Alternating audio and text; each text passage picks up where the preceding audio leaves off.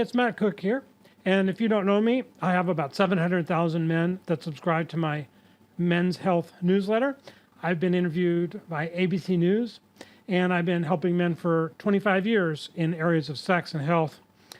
What you're going to hear from me is never conventional. It's buried, ignored, censored, and I'll do my best to give this to you right now. For one thing, people pull muscles and they need to fix them. Now, I have some amazing muscle fixes that I have used in my life. For example, I use this product with these coils. It's called pulsed EMF, and it helps a great deal. And I'm very, very, very, very fond of this solution for any aches or pains. I use it virtually every day. It's put together by my friend Dr. Bob Dennis, who's a professor at Chapel Hill, University of North Carolina, holds patents, has done development of this product with NASA. It's fantastic.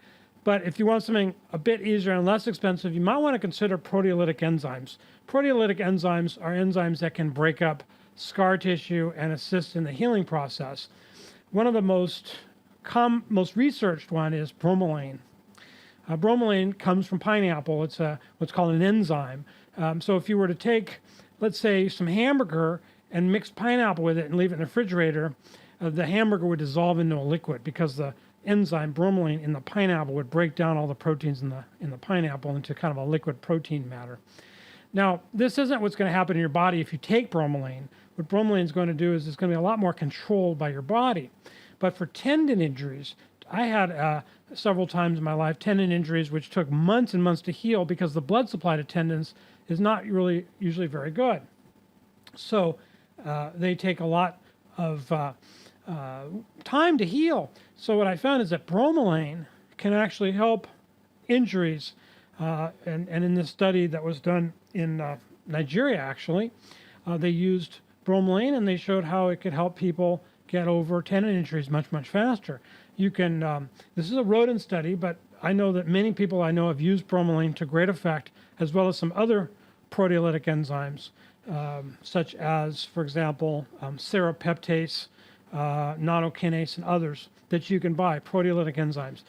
If you're on any kind of blood thinners or you're on any kind of doctor care, you always want to talk to your doctor before you take anything like this because it could have an effect. It could be interfering or synergistic with whatever you're taking.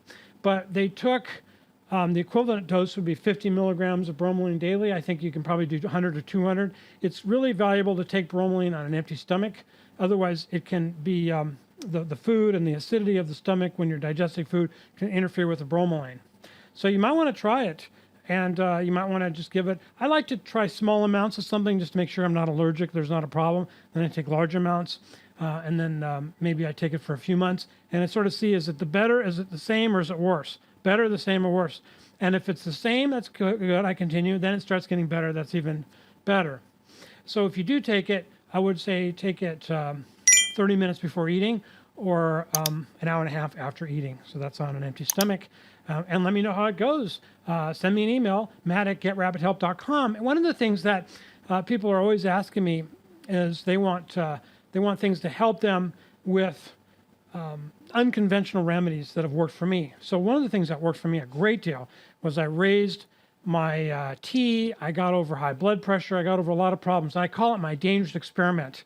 I did a video about my dangerous experiment, so there'll be a link in the area here. Click on it, watch the short video I made on my dangerous experiment, how I literally went against what I was told and started having some amazing improvements in my health. I never tell anybody to ever do what I did.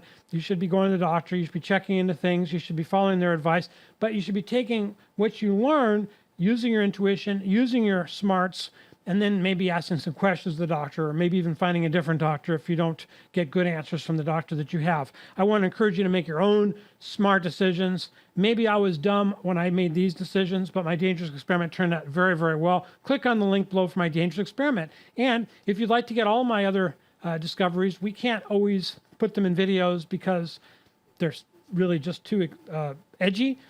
They wouldn't allow it. So if you join and get my newsletter via email, you can go to dailymedicaldiscoveries.com. I'll even get you an ebook that is fantastic on can't fail intimacy.